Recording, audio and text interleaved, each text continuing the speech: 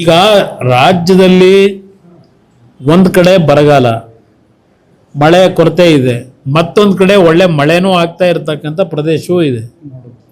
ಇದು ಎರಡೂ ಇದರಲ್ಲಿ ಈಗ ಅದು ಬೇರೆ, ಇನ್ನೊಂದು ಇದೆರಡೂ ಬಿಟ್ಟು ಅದೇನೋ ಮೋಡ ಬಿತ್ತನೆ ಬೇರೆ ನಡೀತಾ ಇದೆ ಒಂದು ಭಾಗದಲ್ಲಿ.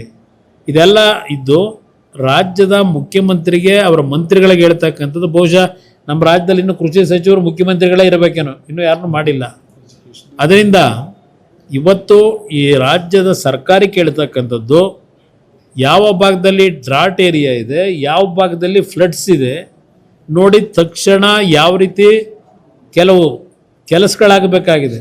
ಆ ರೈತರ ಮತ್ತು ಗ್ರಾಮೀಣ ಪ್ರದೇಶ ಜನರ ಬದುಕಿನ ಒಂದು ಸಮಸ್ಯೆಗಳೇನಿದೆ ಬಗೆಹರಿಸ್ತಕ್ಕಂಥದ್ದಕ್ಕೆ ಗಮನ ಕೂಡ ಸೂಕ್ತ. ಇವರು ಪಾಪ ಈಗೇನೋ ಹೊರಟಿದ್ದಾರೆ, ಬೀದರ್ಗೆ ಹೋದರು, ಅನುಭವ ಮಂಟಪದ ದರ್ಶನ ಮಾಡ್ಕೊಂಡು ಬಂದಿದ್ದಾರೆ. ಅದೇ ಜೊತೆಗೆ ಅದು ಎಂಥದ್ದು ಅಕ್ಕ ಚಟುವಟಿಕೆ ಅಂತೇಳಿ ಇನ್ನೊಂದೇನೋ ಕಾರ್ಯಕ್ರಮ ಮಾಡಿದ್ರು. ಕಲಬುರಗಿಲಿ ಒಂದು ಪ್ರಗತಿ ಪರಿಶೀಲನಾ ಸಭೆ ಅಂತಲೂ ಮಾಡಿದ್ದಾರೆ. ಆ ಪ್ರಗತಿ ಪರಿಶೀಲನಾ ಸಭೆಯಲ್ಲಿ ಅದೇನೋ 5,500 ಕೋಟಿನೋ 15,000 ಕೋಟಿನೋ ಗೊತ್ತಿಲ್ಲಪ್ಪ, ಅದೇನೋ ಹೇಳ್ಕೊಂಡೇ ಬಂದವ್ರೆ ಸಿದ್ದರಾಮಯ್ಯರ ಕಾಲದಿಂದ. ಹೈದರಾಬಾದ್ ಕರ್ನಾಟಕ, ಕಲ್ಯಾಣ ಕರ್ನಾಟಕದ್ದು ಅದು ಎಷ್ಟೆಷ್ಟು ಹಣ ಕೊಟ್ಟು ಎಲ್ಲೆಲ್ಲಿ ಕೆಲಸ ಆಗಿದೆ ಅದೆಲ್ಲ ಪ್ರಗತಿ ಪರಿಶೀಲನಾ ಸಭೆಯಲ್ಲಿ ಚರ್ಚೆ ಮಾಡೋರೋ ಬಿಟ್ಟವರೋ ಪತ್ರಿಕೆಯಲ್ಲಿ ಬರಲಿಲ್ಲ, ಯಾವುದು ವಿಷಯಗಳು ಬರಲಿಲ್ಲ. ಏನು ಚರ್ಚೆ ಮಾಡ್ಕೊಂಬಂದರೋ ಗೊತ್ತಿಲ್ಲ. ಇವತ್ತು ಬೆಳಗಾವಿಗೆ ಹೋಗ್ತಾವ್ರೆ.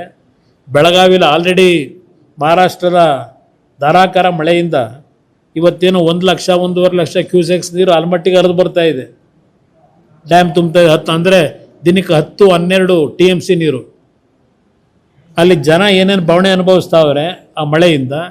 ಇನ್ನೊಂದು ಕಡೆ ಮಳೆ ಆಗದೆ ಜನಗಳ ಬರಗಾಲದ ಪರಿಸ್ಥಿತಿ ಏನಿದೆ, ಆ ಮನೆ ಬಿದ್ದವರು, ಬೆಳೆ ಹಾನಿ ಆದವ್ರದ್ದು ಅವ್ರಿಗೇನು ಸಂದೇಶ ಕೊಡಬೇಕು ಅದೆಲ್ಲ ಕೊಟ್ಟು ಬರೋ ಸೂಕ್ತ ಅಂತ ನಾನು ಅವರಿಗೆ ಸ್ವಲ್ಪ ಒತ್ತಾಯ ಮಾಡ್ತೀನಿ ನಿಮ್ಮ ಮುಖಾಂತರ.